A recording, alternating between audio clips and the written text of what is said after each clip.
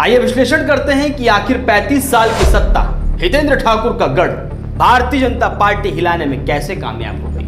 आइए विश्लेषण करते हैं कि तीनों विधानसभा की सीट जो मुख्यतः हमेशा इनकी आती रही वो कैसे धराशायी हो गई। नमस्कार, मैं सचिन दीक्षित, आप देख रहे हैं एशियन न्यूज। हितेंद्र विष्णु ठाकुर की सत्ता चली गई, उसके पीछे के मुख्य कारणों में ऐसे तो बहुत सारे कारण हैं, लेकिन प्रमुख कारण सबसे पहला बताया जा रहा है वो है उन्हीं की पार्टी के वरिष्ठ नेता। उन्हीं के पार्टी के वो वरिष्ठ नेता जिन्होंने 1990 से इनको सत्ता में लाने के लिए अहम भूमिका निभाई। वे लोग जिन्होंने लगातार बहुजन विकास अघाड़ी को मजबूत करने के लिए अपनी अहम भूमिका के साथ साथ अपने मुख्य कार्यकारिणी में रहे, मुख्य मार्गदर्शन में रहे, मुख्य प्लानिंग बनाने में रहे, ऐसे बड़े नेता दूर होते नजर आए।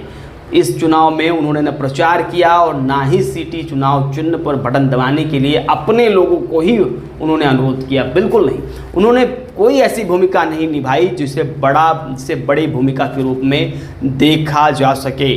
कहा जा रहा है कि इसमें मुख्य रूप से एक नाम सामने आया, वो है राजू यशवंत पाटिल।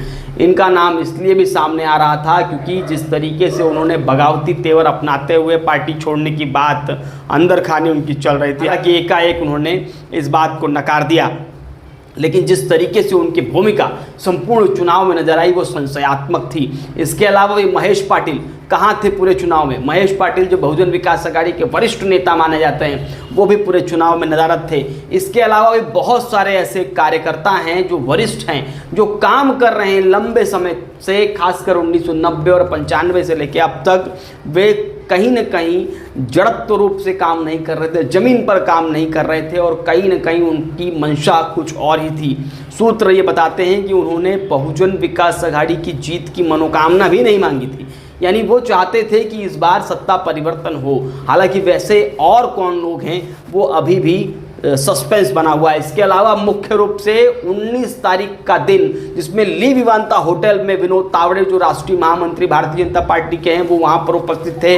उनका कहना था कि बूथ स्तर के कार्यकर्ताओं से बातचीत कर रहे थे, मीटिंग कर रहे थे, लेकिन वहां एकाएक बहुजन विकास अघाड़ी के कार्यकर्ता पहुंचते हैं, तमाम तमाशा होता है। उस बीच में क्षितिज ठाकुर पहुंचते हैं, उन्होंने रंगे हाथों कई सारे पैसे पकड़ लिए थे जिसमें 9,90,000 तो ऑफिशियल घोषित भी किया गया।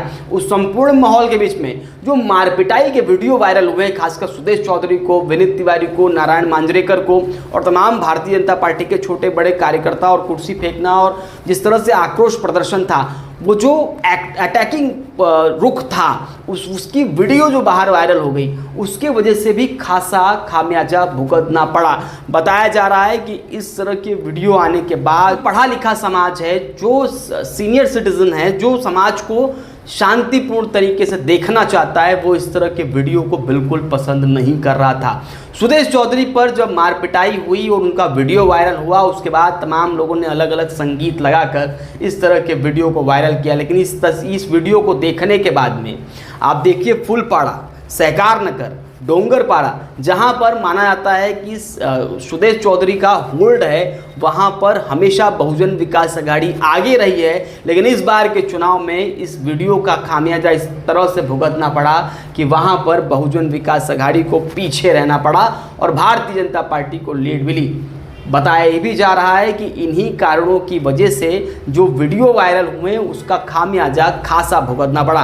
19 तारीख को अगर बहुजन विकास अघाड़ी सिर्फ पैसे की बात करती, पैसे वितरित करने वाले आरोप करती, आक्रोश प्रदर्शन नहीं करती, उग्र ना होती, तो शायद डिफेंसिव पोजीशन में उनको न जाकर उसका लाभ बहुजन विकास अघाड़ी को मिल सकता था।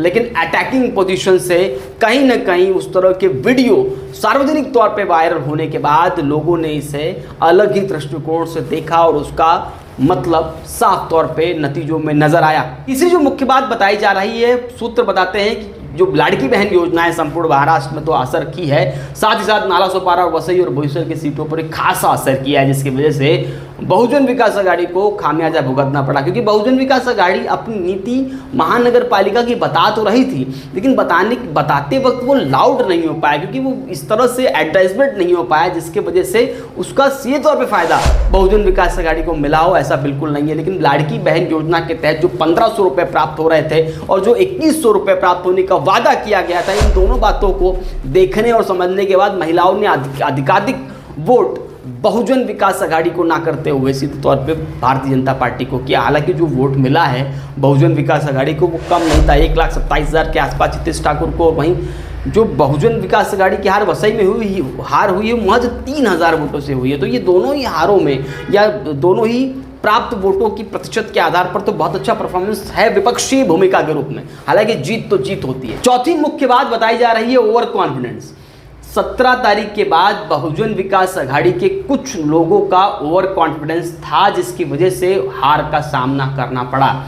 जो इंटरनल सर्वे थे, निश्चित रूप से सिटी चुनाव चिन्ह पर वोट देने की बात बहुतायत लोग कहते नजर आ रहे थे, लेकिन जो साइलेंट वोट था उसे पहचानने में बहुजन विकास आघाड़ी नाकामयाब रही, जिसकी वजह से जो असर नजर आया 20 तारीख को मतदान में उसे भाप ना पाने का कारण हार में तब्दील हो गया।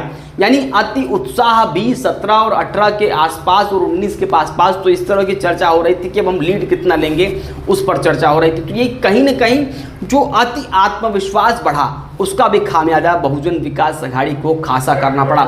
19 तारीख की घटना के बाद जहां संपूर्ण भारत में इसकी चर्चा नेशनल मीडिया तक हुई और उस चर्चा की वजह से उनको ऐसा लगा कि अब जीत तो निश्चित ही हो जाएगी, लेकिन जिस प्रकार से वोट में तब्दील हुआ वो नतीजा कुछ और ही बताया। ऐसे में अब संपूर्ण साम्राज्य को फिर से बचाने के लिए महानगर पालिका का चुनाव है। अब देखना ये होगा कि इन भूमिकाओं में जहाँ जहाँ नकारात्मकता हुई उस पर कितना विश्लेषण करते हैं और आने वाले समय में फिर से कम बैक बहुजन विकास आघाड़ी किस प्रकार से करती है। आज के लिए इतना ही, धन्यवाद।